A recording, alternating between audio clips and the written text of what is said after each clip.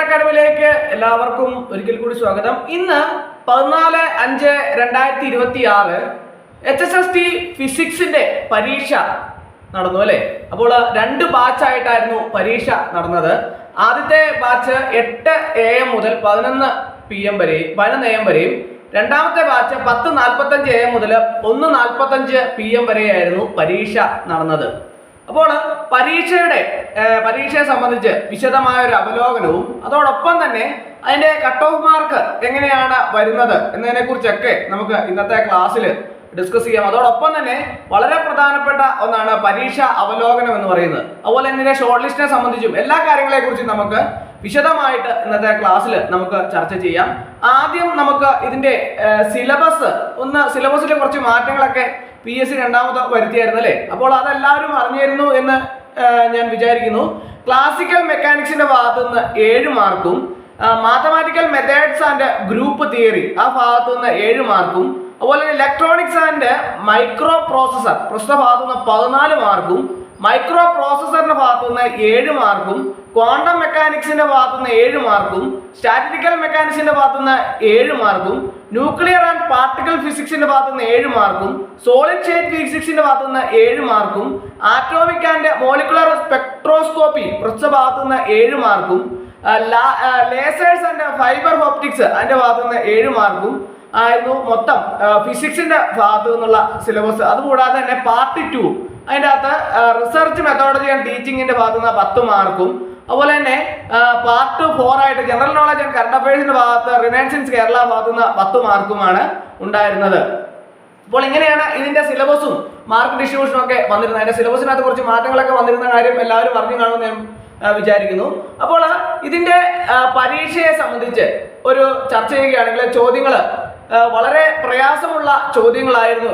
എങ്കിൽ പോലും എല്ലാവർക്കും അറിയാവുന്ന ഒരു കാര്യമാണ്, പൊതുവെ സിലബസ് നല്ല കടുപ്പമുള്ള സിലബസ് ആയിരുന്നുകൊണ്ട് തന്നെ ചോദ്യങ്ങൾ നല്ല നിലവാരമുള്ള ചോദ്യങ്ങളായിട്ട് തന്നെ വരാനുള്ള സാധ്യത ഏറെയാണെന്ന് കുട്ടികൾ വളരെ ചിന്തിച്ച ഒരു പരീക്ഷയായിരുന്നു ഇത്. അതുകൊണ്ട് തന്നെ ഈ പരീക്ഷ അവരെ സംബന്ധിച്ചിടത്തോളം, അങ്ങനെ ചിന്തിച്ച ഉദ്യോഗാർത്ഥികളെ സംബന്ധിച്ചിടത്തോളം അത്ര പ്രയാസമുള്ളതായിരുന്നു. എന്നാൽ ചോദ്യങ്ങൾ എളുപ്പമായിരിക്കുമെന്ന് വിചാരിച്ച കുട്ടികളെ സംബന്ധിച്ചിടത്തോളം കുറച്ച് പ്രയാസമായിരുന്നു. അതാണ് ഇതിന്റെ അകത്തെ ഒരു വ്യത്യാസം എന്ന് പറയുന്നത്. HSST ഫിസിക്സ് എക്സാം എന്ന് പറയുമ്പോൾ നല്ല നിലവാരമുള്ള ചോദ്യങ്ങൾ എപ്പോഴും ഉദ്യോഗാർത്ഥികൾ പ്രതീക്ഷിക്കാനായിട്ടുണ്ട്. പലപ്പോഴും ഞാൻ റാങ്ക് ഫയൽ തയ്യാറാക്കി കൊടുത്ത അവസരത്തിൽ, ഈ പരീക്ഷയ്ക്ക് വേണ്ടി റാങ്ക് ഫയൽ തയ്യാറാക്കി കൊടുത്തിട്ടുണ്ടായിരുന്നു. അപ്പോൾ ഞാൻ ചോദ്യങ്ങൾ തയ്യാറാക്കി കൊടുത്ത അവസരത്തിൽ പല കുട്ടികളും എന്നോട് ചോദിച്ചു, സാറേ ഇത്രയും ഉയർന്ന നിലവാരത്തിലുള്ള ചോദ്യങ്ങൾ പരീക്ഷയ്ക്ക് ഉണ്ടാവുമോ, അല്ലെങ്കിൽ ഇത്രയും കട്ടിയുള്ള ചോദ്യങ്ങൾ പരീക്ഷയ്ക്ക് ഉണ്ടാവുമോ എന്ന് പല കുട്ടികളും എന്നോട് അഭിപ്രായം ചോദിച്ചിരുന്നു. അപ്പോൾ ഞാൻ പറഞ്ഞു, HSST ഫിസിക്സ് ആണ് ഹയർ സെക്കൻഡറി സ്കൂൾ ടീച്ചറെ സംബന്ധിച്ചിടത്തോളം HSST സംബന്ധിച്ചുള്ള പരീക്ഷകളെല്ലാം തന്നെ നല്ല നിലവാരമുള്ള ചോദ്യങ്ങളായിരിക്കും ഉണ്ടാവുക.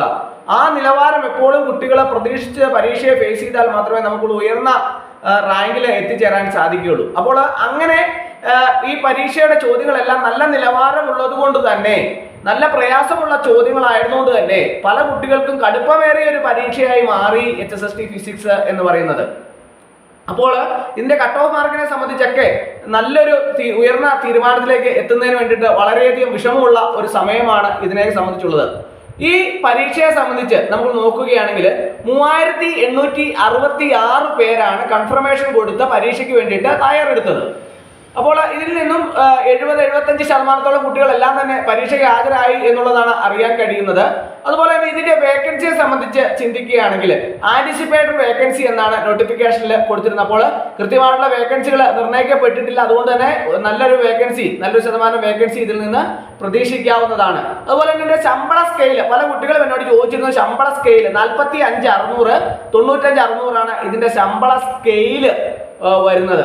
അപ്പോൾ ഈ ഉദ്യോഗാർത്ഥികളെ സംബന്ധിച്ചിടത്തോളം ഇന്നത്തെ പരീക്ഷയെ സംബന്ധിച്ച് വിശദമായി ചർച്ച ചെയ്യുകയാണെങ്കിൽ, കഴിഞ്ഞ പ്രീവിയസ് ഇയറിലൊക്കെ കട്ട് ഓഫ് മാർക്ക് വന്നിട്ടുള്ളത്, ഈ അടുത്തിടെ നടന്ന പരീക്ഷകളിലൊക്കെ കട്ട് ഓഫ് മാർക്ക് വന്നിട്ടുള്ളത് 42 മാർക്കോളമൊക്കെയാണ്. 42.87 ഒക്കെയാണ് കഴിഞ്ഞ തവണ പരീക്ഷയ്ക്ക് കട്ട് ഓഫ് മാർക്ക് വന്നത്. അപ്പോൾ ഈ പ്രാവശ്യം അതിൽ നിന്നൊക്കെ ഉയർന്ന 50 മാർക്കിന് മുകളിലൊക്കെ കട്ട് ഓഫ് മാർക്ക് പോകാനുള്ള സാധ്യത ഏറെയാണ്. പിന്നെ എത്ര പേരുടെ ലിസ്റ്റാണ് PSC ഇടാൻ ഉദ്ദേശിക്കുന്നത് എന്നതിന് ആനുപാതികമായിട്ട് കട്ട് ഓഫ് മാർക്കിലൊക്കെ വ്യത്യാസങ്ങളൊക്കെ വരാൻ സാധ്യതയുണ്ട്. അപ്പോൾ ഈ പ്രസ്തുത പരീക്ഷയുടെ ഷോർട്ട് ലിസ്റ്റും കാര്യങ്ങളൊക്കെ തന്നെ ഉടൻ തന്നെ പ്രസിദ്ധീകരിക്കാനുള്ള നടപടികൾ തുടർന്നുള്ള ദിവസങ്ങളിൽ തന്നെ ഉടൻ തന്നെ, അതായത് ഇന്ന് കഴിഞ്ഞാൽ നാളെ തന്നെ നടപടികൾ ആരംഭിക്കുന്ന ഒരു സാഹചര്യമാണ് നിലവിലുള്ളത്. അതുകൊണ്ട് തന്നെ ഈ HSST ഫിസിക്സിന്റെ ഒക്കെ ഷോർട്ട് ലിസ്റ്റ് വളരെ എളുപ്പത്തിൽ തന്നെ ഏകദേശം ഒരു 100 ദിവസങ്ങളിലൊക്കെ തന്നെ പ്രതീക്ഷിക്കാവുന്ന ഒരു സാഹചര്യമാണ് നിലവിൽ ഉള്ളത്.